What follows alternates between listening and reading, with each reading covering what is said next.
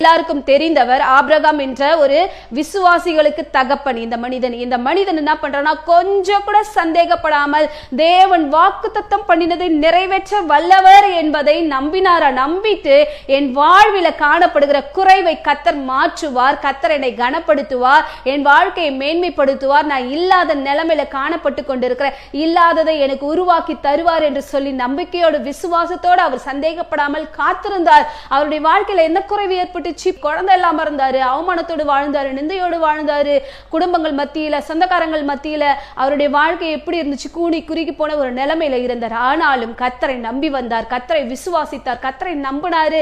இனத்தையும் ஜனத்தையும் பந்துக்களையும் எல்லாரையும் விட்டுட்டு வந்து அந்த மகனுடைய வாழ்க்கையில தேவன் என்ன குறைவு என்பதை பார்த்தார். அந்த குறைவை கர்த்தர் மாற்றினார். இந்த மனிதனிடத்துல ஆண்டவர் என்ன பண்ணாரு, வாக்குரைத்தார். நீ என்னை பின்பற்றி வரும் பொழுது நான் உன்னை ஆசீர்வதிப்பேன், உன் சந்ததியை பெருக பண்ணுவேன், நீ இப்படி இருப்ப, வானத்து நட்சத்திரங்களை போல நான் உன்னை பெருக பண்ணுவேன்னு சொல்லி ஆண்டவர் வாக்கு கொடுத்தார். வாக்கு கொடுத்ததை இந்த மனிதன் என்ன பண்ணல, நான் மறக்கல. அது அவிசுவாசமான, ஆமா ஆண்டவர் எனக்கு சொல்லிட்டாரு, நானே பிள்ளை இல்லாம இருக்கிறேன், எனக்கு வயது கடந்து போயிடுச்சே, என்னுடைய மனைவி வயசானவங்களா இருக்கிறாங்களே அப்படின்னு சொல்லிட்டு அவர் அவிசுவாசமாய் சந்தேகப்படாமல் நிச்சயமாகவே கர்த்தர் என்னை கனப்படுத்துவார், என் வாழ்க்கையில நன்மை செய்வாருன்னு சொல்லிட்டு அவர் என்ன பண்ணாரா, கர்த்தர் கொடுத்த வாக்குத்தத்த வார்த்தைகளை இவர் என்ன பண்ணாரு, விசுவாசத்தோடு இருதயத்துல வைத்துக் கொண்டே இருந்தார். ஒரு நாள் நிச்சயமாக தேவன் எனக்கு நன்மை செய்வார். ஆண்டவர் சொன்னாரு, நீ விசுவாசிகளுக்கு தகப்பனா இருப்பேன்னு சொல்லிட்டு அந்த வார்த்தை நிச்சயமா என் வாழ்க்கையில நடக்கும்னு சொல்லிட்டு அவர் என்ன பண்ண நம்பிக்கொண்டிருந்தார். கொஞ்சம் கூட சந்தேகப்படவே இல்லை. இந்த தெய்வத்தை நான் நம்பி வந்துட்டேனே, நான் திரும்பி என்னுடைய தெய்வத்தையும் வணங்க போயிட்டோமா, என் சொந்தக்காரங்கிட்ட போயிட்டோமான்னு சொல்லிட்டு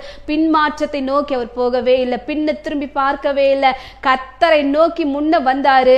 அவர் சொன்ன வார்த்தையை நம்பின மாத்திரத்துல கர்த்தரிடத்துல என்ன பண்ணாரு, விசுவாசம் உள்ளவராக இவர் மாறி எவ்வளவு வேணும் சந்தேகப்படாமல் தேவனை விசுவாசித்தார். ஹல்லேலூயா. பிரியமான தேவனுடைய ஜனங்களே, உங்களுடைய வாழ்க்கையில கூட கர்த்தர் உங்களுக்கு நன்மை செய்வேன்னு சொல்லிட்டு வாக்கு கொடுத்திருப்பாரா, உங்களுக்கு நல்ல நன்மை நடக்கும்னு சொல்லிட்டு ஆண்டவர் சொல்லி இருக்கிறாரா? எத்தனையோ வாக்குத்தத்த வார்த்தைகள், எத்தனையோ நன்மையான காரியங்கள், எத்தனையோ ஊழியக்காரர் மூலமாக உங்களோட ஆண்டவர் பேசியிருப்பார் அல்லவா? அந்த வார்த்தைகளை விட்டு விடாதீங்க, அவிசுவாசமா சந்தேகப்படாதீங்க. நிச்சயமாகவே தேவன் உங்களுடைய வாழ்க்கையில் அவர் நன்மை செய்யக்கூடியவராக இருக்கிறார். ஆகையினால சந்தேகம் என்பது என்ன பண்ணக்கூடாது, படவே கூடாது. வசனம் சொல்லுகிற கேளுங்கள் அப்பொழுது உங்களுக்கு கொடுக்கப்படும் சொல்லி நான் கேட்டேன். எத்தனை நாள் தான் நான் வெயிட் பண்றது, எத்தனை நாள் தான் நான் இப்படியே இருக்குது, இன்னும் என் ஜெபத்திற்கு பதில் வரலையே, இன்னும் நான் கேட்கிற காரியம் எனக்கு நடக்கலையே, இன்னும் நான் என்ன பண்ணல, கடன் வாங்கி இருக்கிற அந்த கடனை கட்டி முடிக்கலையே, எப்பதான் என் கடன் பிரச்சனை மாறும், எப்பதான் என்னுடைய நிலைமை மாறும் அப்படின்னு சொல்லிட்டு ஏக்கத்தோடு இருக்கிறீங்களா? சந்தேகப்படாம நிச்சயமா தேவன் செய்வாரு. எல்லா தடைகளை நீக்கு ஒரு நிறைய பேர் என்ன பண்றாங்க அப்படின்னு சொன்னா, தேவன் எனக்கு செய்வாரா செய்ய மாட்டாரா அப்படின்ற மாதிரி சந்தேகத்தோடு வாழ்ந்து கொண்டு இருக்கிறீங்க. அப்படி வாழ்கிறவருடைய வாழ்க்கையில எந்த நன்மையை நம்ம என்ன பண்ண